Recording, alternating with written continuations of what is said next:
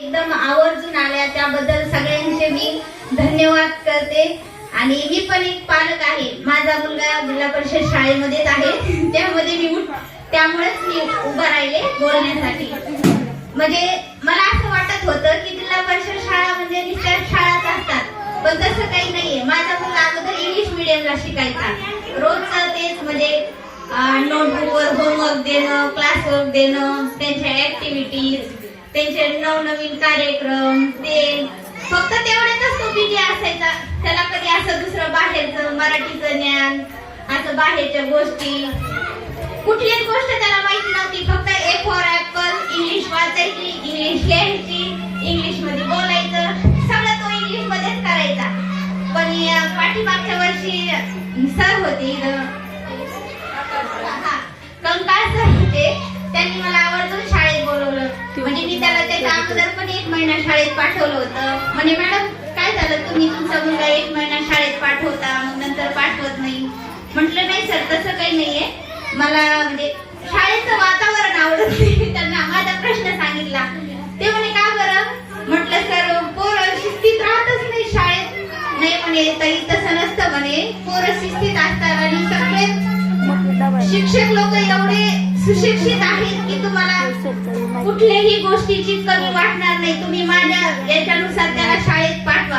आणि मी त्यांच्या शब्दाला मान देऊन त्याला ह्या वर्षी इथं शाळेत ठेवलं आणि खरंच त्याची खूप छान प्रोग्रेस आहे। त्यांनी नवोदयची पण परीक्षा दिली आता, त्यामध्ये म्हणजे त्याला क्लास नसतानाही खूप छान मार्क्स आले।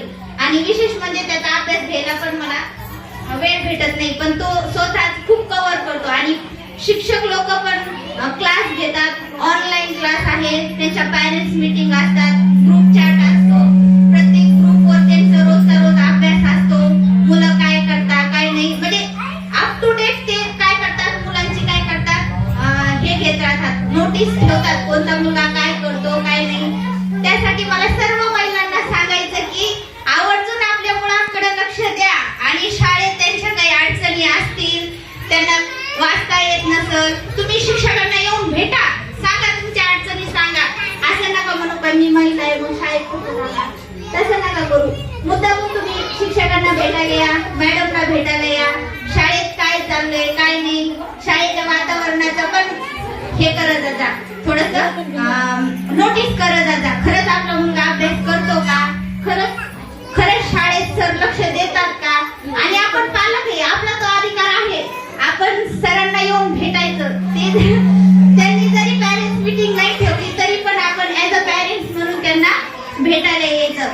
तुम्ही महिन्याला जरी नाही आल्या तरी चालतील, पण 2-4 महिन्यातून 5-6 महिन्यातून शाळेच्या वातावरणाचं नोटीस करायला आवर्जून शाळेमध्ये येत जा। आणि सगळे जणी एवढ्या आवर्जून आल्या, कार्यक्रमासाठी उपस्थित राहिल्या, त्याबद्दल सर्वांचे परत एकदा धन्यवाद।